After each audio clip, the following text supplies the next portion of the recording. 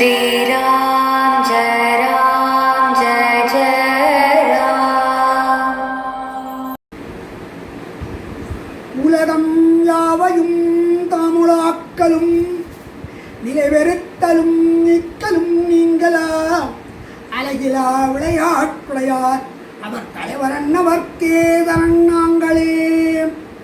கற்பாரி ராமபிரானை அல்லால் மற்றும் கற்பரோ புற்பா முதலா புல்லெரும்பாதி ஒன்றின்றியே நற்பாலையோகியில் வாழும் தராதரமுற்றவும் நற்பால புந்தனன் ஆர்முகனார் பெற்ற நாட்டுளே.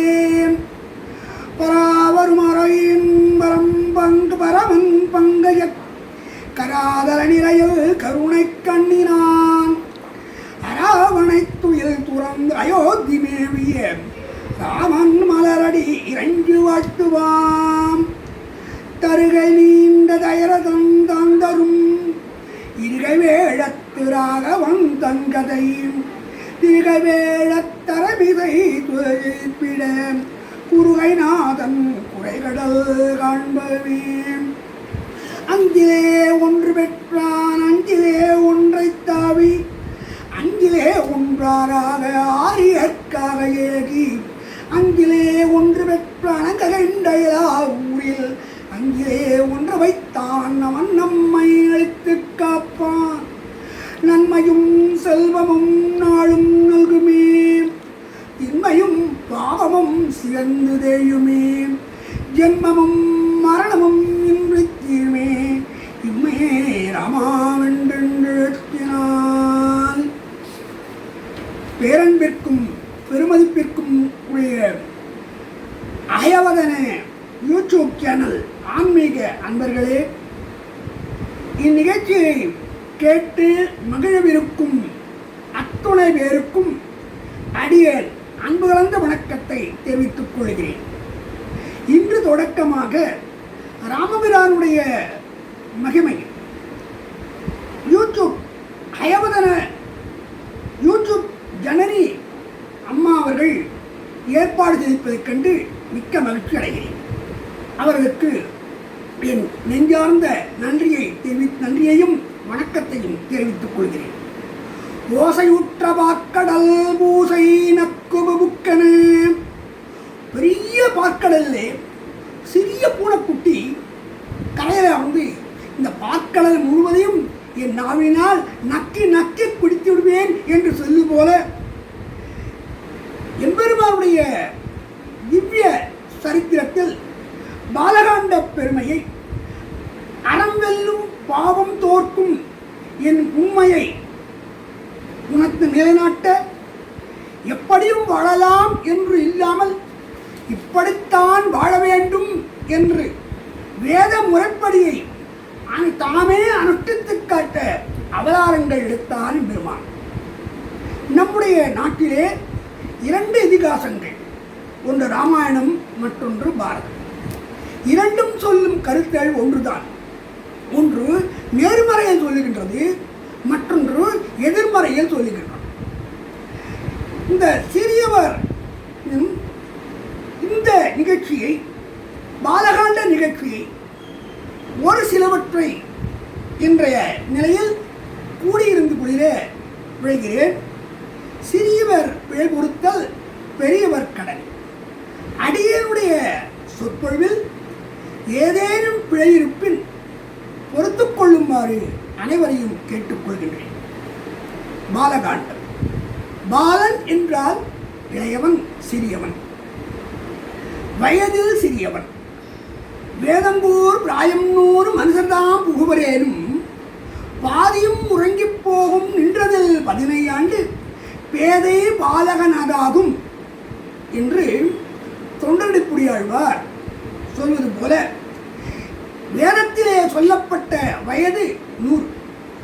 அதில் பாதி உறக்கத்தில் போகிறது. மீதி இருப்பதில் 15 ஆண்டுகள் பாலப்பருவம். இந்த பாலப்பருவ நிகழ்ச்சியைத்தான் பாலகாண்டம். காண்டம் என்றால் பகுதி பிரிவு.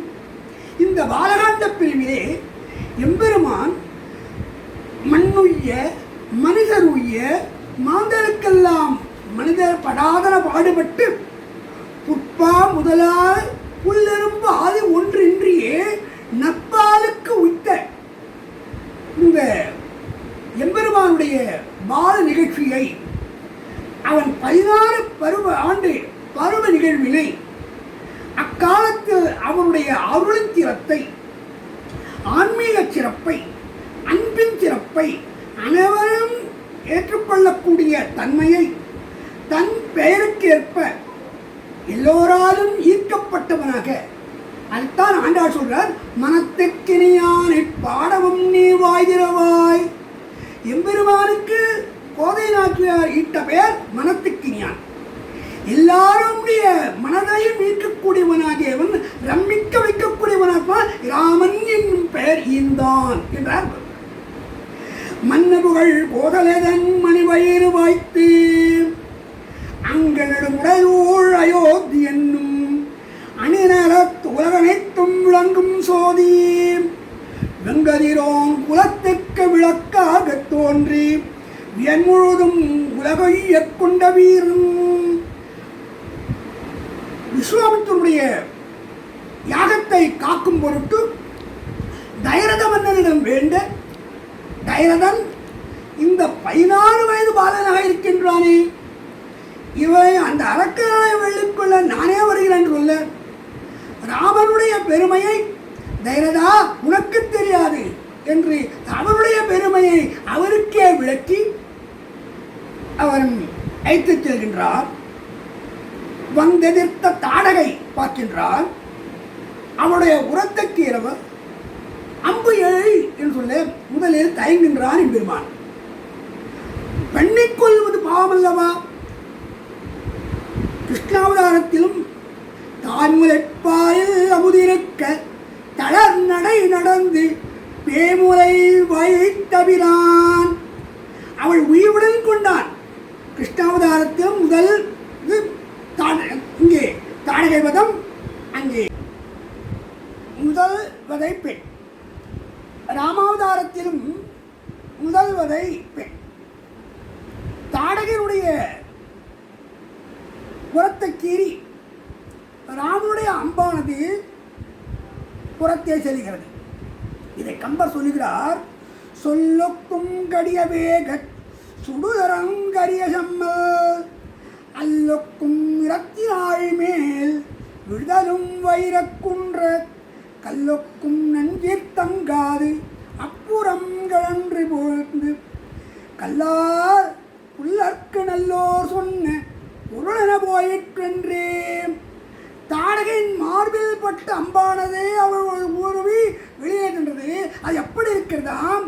கல்லாதவருக்கு நல்லார் சொன்ன உபதேசம் போல போயிற்று.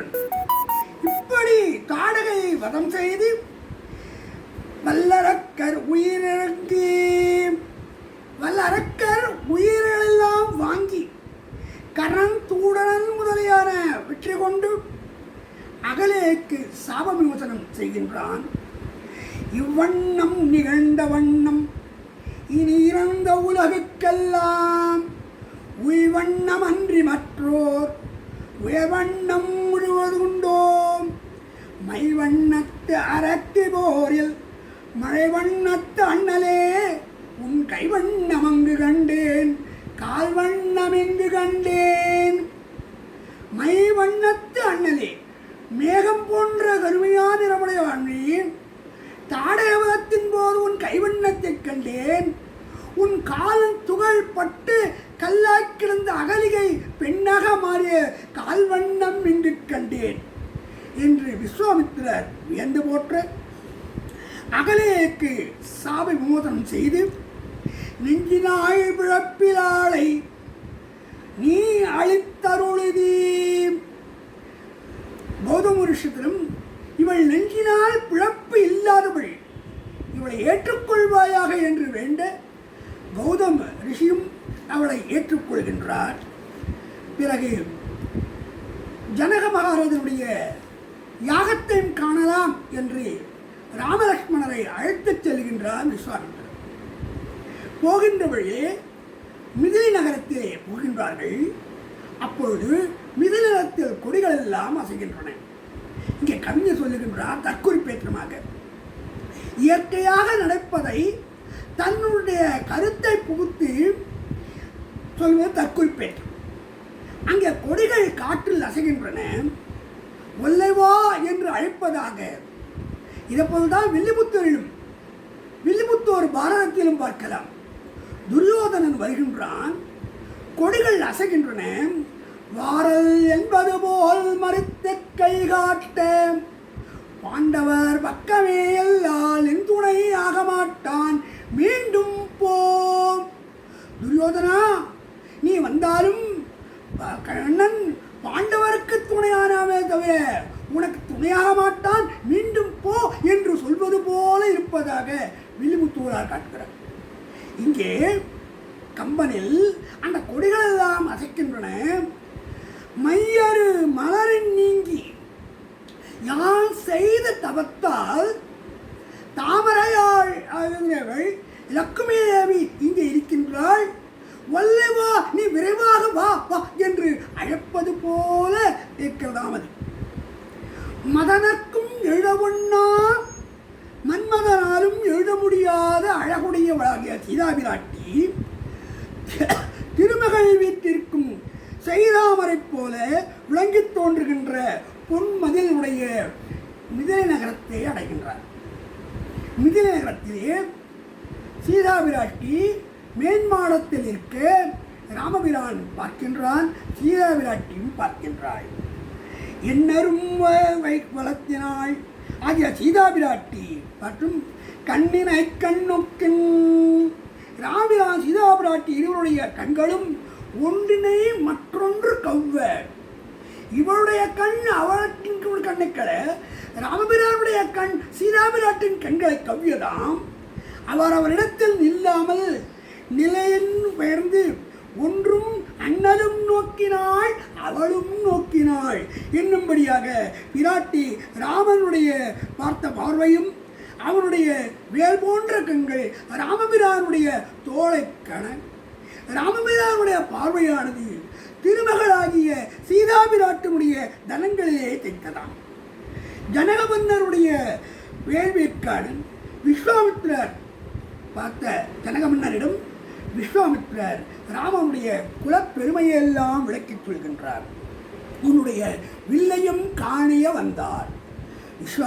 ஜனக மகாராஜனே, உன்னுடைய வில்லையும் பார்ப்பதற்காக நீ சீதாபிராட்டிக்காக வைத்த வில், அந்த மன இதற்காக வைக்கப்பட்ட அந்த வில்லையும் காண வந்திருக்கிறார் சொல்ல அங்கே மிதலை செல்கின்றார்.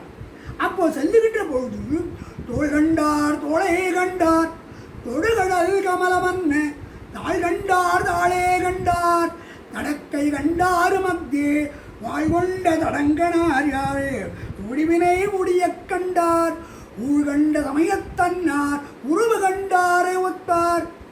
மிதிலே ராமன் வரக் கண்டதும் அங்கே இருக்கிற பெண்கள் எல்லாம் ராமனுடைய தோளை பார்த்தார்கள், தோளையே பார்த்தார். தாளை பார்த்தவர்கள் தாளையே பார்க்கின்றார்கள், கடற்கைகளை பார்த்தவர்கள் கடற்கையே விடணும். திருப்பாண்டுவார் சொன்னார், அமுதனை கண்ட கண்கள் மற்றொன்றினை காணாவே.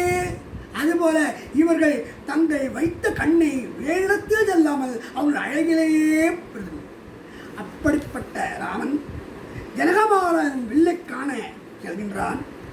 அங்கே வில் வந்தது.